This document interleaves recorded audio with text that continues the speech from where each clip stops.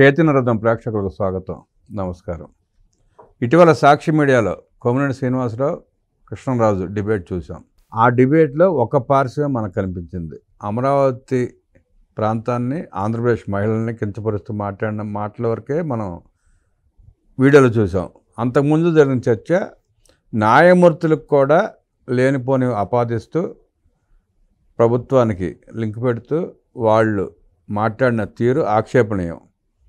వాళ్ళు ఏం మాట్లాడారు, న్యాయమూర్తుల్ని పేరెత్తాల్సిన అవసరం వచ్చిందో అడిగి తెలిసిన ప్రయత్నం చేద్దాం. మనతో పాటు senior journalist doctor Vadlamani Kanakadurga గారు ఉన్నారు. వారిని అడిగి మరిన్ని విశేషాలు తెలుసుకుందాం. నమస్తే మేడం. ఇటీవల డిబేట్ మనం చూసాం మేడం. వాళ్ళు న్యాయమూర్తులకు కూడా అనేక రకాలుగా ఆపాదిస్తూ హేళన చేస్తూ మాట్లాడినట్టే కనిపించింది కృష్ణరాజు మాట్లాడిన మాటల్లో. కృష్ణరాజు వ్యవహార శైలిని, కొమ్మినేని శ్రీనివాసరావు వ్యవహార శైలిని, ఆ డిబేట్ని మీరు ఎలా చూస్తారు, ఎట్లా విశ్లేషిస్తారు? ఇప్పుడు సీరియస్ జర్నలిజం అనేది ఒకటి ఉంటుంది సార్. మీరు ఒక పార్టీకి కొమ్ము కాస్తూ వన్ సైడెడ్గా జర్నలిజం చేయటం అనేది ఒకటి ఉంటుంది. మీకు సాక్షి వచ్చాక, అంటే సాక్షి ఛానల్ కావచ్చు, సాక్షి పత్రిక కావచ్చు, వన్ సైడెడ్ అయిపోయింది. అంటే ఈ నీలి మీడియా అంటారు దీన్ని. ఎందుకంటే వీళ్ళు పచ్చ మీడియా అనేది తీసుకొచ్చి అంటే కొన్ని ఆపాదించటం, అది వీళ్ళే తీసుకొచ్చారు చెప్పాలంటే. మీకు ఈనాడు తర్వాత వచ్చిన ఒక ఛానల్ పేరెందుకు కానీ ఈ వెన్నుపోట్లు లేకపోతే చంద్రబాబు మీద ఒక నెగిటివ్ చూపించటం, ఆయన ఓడిపోవటానికి చాలా కష్టపడి ప్రయత్నం చేసింది అప్పట్లో. అంటే లేనిపోనివి వార్తలు క్రియేట్ చేయటం అనేది మొదలుపెట్టింది అప్పట్లో. దాన్ని వీళ్ళు ఏమనాలి, ఒక ఆదర్శంగా తీసుకుని సాక్షి వాళ్ళు అదే లైన్స్లో వెళ్తున్నారు. అందులో వెళ్ళటంలో భాగంగా వీళ్ళిద్దరు జర్నలిస్టులు, అంటే నాకు కృష్ణరాజు గారిని ఎప్పటికీ జర్నలిస్ట్ అనాలని అనిపించట్లేదు, కానీ తప్పదు కాబట్టి అంటాం మనం. అంటే ఈ జర్నలిస్టులు వేరు కదా. కొమ్మినేని గారి మీద కూడా మనకేం గౌరవం ఉంది, లేదని మనం అంటలే మొన్నటి వరకు. కాకపోతే ఎప్పుడైతే ఆయన పాపం ఖండించలేకపోయారో, ఆయన కొమ్మినేని శ్రీనివాసరావు గారు గారిని మనం గుర్తిస్తున్నాం. జర్నలిస్టే కాదు, ఇంక నేను ఆ జోలికి వెళ్ళను నేను. అయితే వీళ్ళిద్దరిలో, వీళ్ళ మాటల్లో మీకు ఒకలాంటి వ్యంగ్యం కనిపిస్తుంది. ఇప్పుడు మీరు సీరియస్ జర్నలిజం అని నేను ఎందుకన్నానంటే, జర్నలిజంగా మనం ప్రజెంట్ చేస్తే, అంటే ఒక వార్తను వార్తగా ప్రజెంట్ చేస్తే దాంట్లో ఉండే పూర్వాపరాలు కావచ్చు, అయితే మంచి చెడులు విశ్లేషించేటప్పుడు మీరు రాగద్వేషాలకు అతీతంగా మాట్లాడినప్పుడు దాన్ని మనం సీరియస్ జర్నలిజం అనో లేకపోతే మంచి జర్నలిజంగానో భావించవచ్చు. ఎప్పుడైతే మీరు వక్రీకరిస్తూ ప్రతిదాన్ని, అంటే మీకు సాక్షి నేర్పిన విద్య ఏంటంటే అందులో లేని అంశాన్ని దానికి ఆపాదించటం ఆ వార్తలో వీళ్ళకి నేర్పారు. అందుకే మన సమన్వయ కమిటీ వేసుకుని మళ్ళా మీరు ఏమి ఉన్నా లేకపోయినా దాంట్లో ఒకటి సృష్టించండి, మాట్లాడండి, ఈ ప్రభుత్వాన్ని బదనాం చేయండి, కూటమి ప్రభుత్వాన్ని. వీళ్ళు ఏది చేసినా, అంటే అమరావతి రాజధాని అయిపోతుంది, అమరావతి రాజధాని కాకుండా చూడండి, ఇలా వీళ్ళకి ఎప్పుడైతే వీళ్ళందరూ కూర్చుని ఒక కమిటీ పెట్టుకుని మాట్లాడుకున్నారో అందులో భాగంగానే ఈ చర్చ జరిగిందని నేను అనుకుంటున్నా. అందుకనే వాళ్ళు న్యాయమూర్తుల్ని వాళ్ళు వ్యంగ్యంగా మాట్లాడటం జరిగింది. కృష్ణరాజు గారి గురించి చెప్తూ, ఇప్పుడు ఈ న్యాయ వ్యవస్థకి సంబంధించి ఇందులో వీరికి చాలా అనుభవం ఉంది, అంటే ఏ కేసులకు సంబంధించి కావచ్చు, దాని మీద మాట్లాడటానికి ఈయన తగిన వ్యక్తి కృష్ణరాజు. ఇప్పుడు వారు మాట్లాడతారని కొమ్మినేని శ్రీనివాసరావు గారు అంటూ, అంటే ఈ వ్యాఖ్యకి ముందు ఏది ఈ అమరావతి రాజధానిలో ఉండే మహిళలు వేశ్యలు అనే ఆ అంశానికి ముందు జరిగింది ఇదన్నమాట. ఇది బయటికి రాలేదు యాక్చువల్లీ. సో అందులో ఏం మాట్లాడారంటే, కొన్ని రాష్ట్రాలు, అంటే రాష్ట్రానికి తీర్పులు మారిపోతూ ఉంటాయా, న్యాయ వ్యవస్థ ఒక్కొక్క చోట ఒక్కొక్కలా పనిచేస్తోందా, న్యాయమూర్తులు అంటే ప్రభుత్వాలను బట్టి పనిచేస్తూ ఉంటాయా, ఆంధ్రప్రదేశ్లో న్యాయ వ్యవస్థ ఒకలాగా పనిచేస్తోందా అంటూ వాళ్ళు న్యాయమూర్తులకు కూడా వాళ్ళు రాజకీయాలు ఆపాదించడానికి ప్రయత్నించారు. అందుకు ఉదాహరణగా వాళ్ళు ఏవో 2-3 చెప్పారు. ముఖ్యంగా ఒక ఆంధ్రప్రదేశ్లో 2023లో పనిచేసిన ఒక న్యాయమూర్తి, ఆయన చాలా సిగ్గుపడ్డారు. వాళ్ళ కూతురు మనకి రాష్ట్రానికి రాజధాని ఏది అని అడిగితే అప్పటికి రాజధాని లేదు అని. అలాంటి అదే వ్యక్తి ఇప్పుడు మళ్ళా ఆంధ్రప్రదేశ్కి వస్తున్నారు, మరి ఇప్పటికి కూడా రాజధాని లేదు కదా, దీన్ని ఎలా తీసుకుంటాడు ఆయన అని. ఇక్కడ ఈ పాయింట్కి మనం ఏం చెప్పుకోవాలంటేనండి, ఇప్పటికీ కూడా రాజధాని లేదు కదా అంటే దానికి కారకుడు జగన్మోహన్ రెడ్డి. ఎందుకంటే ఆ విషయం కొమ్మినేని చెప్పకనే చెప్పాడు. కొమ్మినేని గారికి నిజంగా బుర్ర ఉండి ఉంటే ఆయన ఈ ప్రస్తావన తీసుకొచ్చి ఉండరు. ఎందుకు ప్రస్తావన తీసుకొచ్చి ఉండరు అంటున్నానంటే, ఈ 2019 నుంచి 24 మధ్యలో ఉన్నది వైసీపీ ప్రభుత్వం. వైసీపీ ప్రభుత్వం 3 రాజధానులని, 1 రాజధాని అని, లాస్ట్కి ఏ రాజధాని లేకుండా చేసి వాళ్ళు ప్రజల మనోభావాలతో ఆటలాడుకుని అమరావతి మహిళల్ని వాళ్ళు ఇబ్బంది పెట్టి, అమరావతి రైతుల్ని వాళ్ళు 1600 రోజుల దాకా సుమారుగా వాళ్ళు ఒక ధర్నా చేస్తే వాళ్ళని పట్టించుకోకుండా వాళ్ళని ఇబ్బంది పెట్టిన ఈ వైసీపీ ప్రభుత్వం గురించి ఈయన మర్చిపోయారా? మర్చిపోయి ఈ వ్యాఖ్య చేశారా?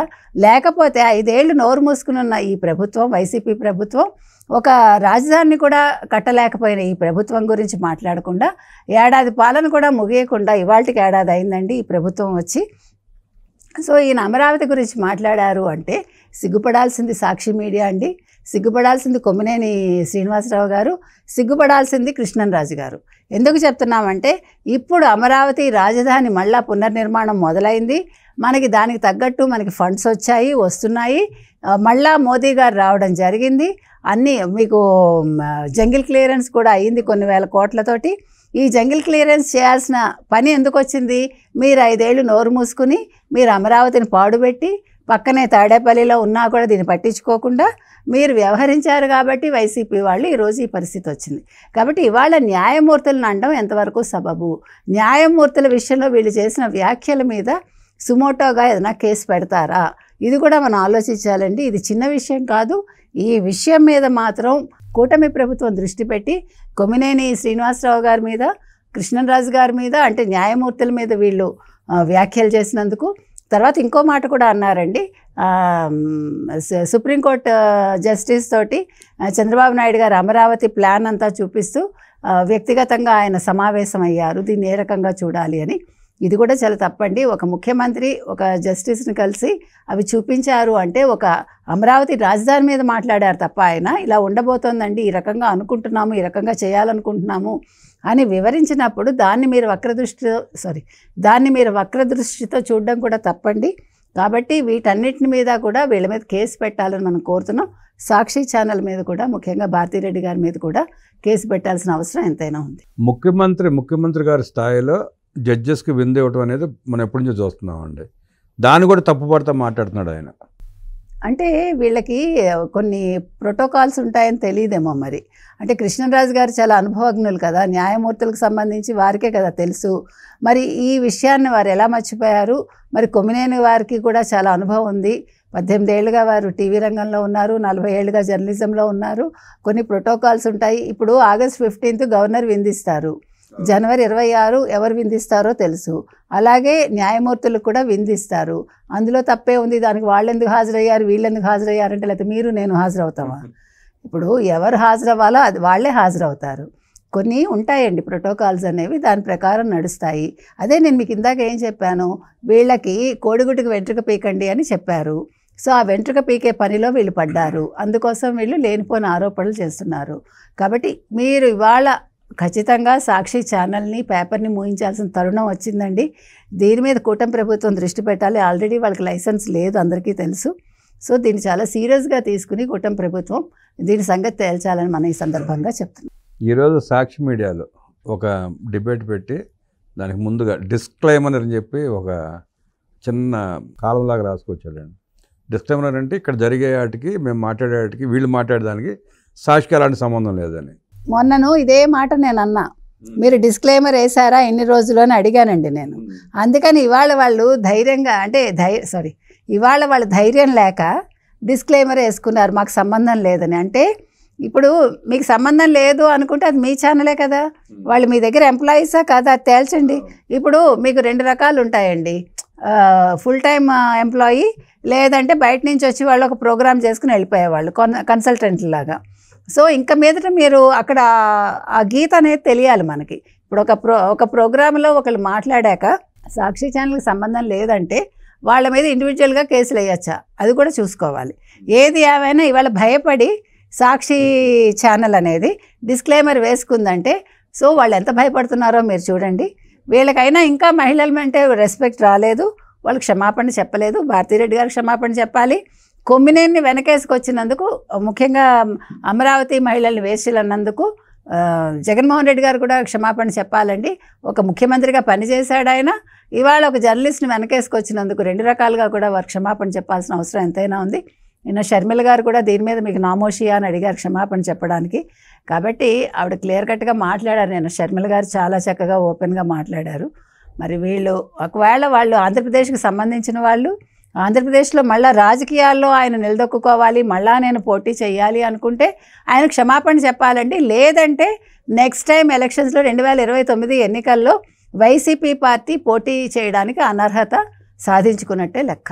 న్యాయమూర్తుల మీద లేనిపోని అభాండాలు వేస్తూ వారు మాట్లాడిన మాటలని కోర్టులో సుమోటోగా తీసుకుని కేసులు బుక్ చేయాలని చెప్పి విశ్లేషించిన కనకదుర్గ గారికి ధన్యవాదాలు తెలియజేస్తూ నమస్కారం.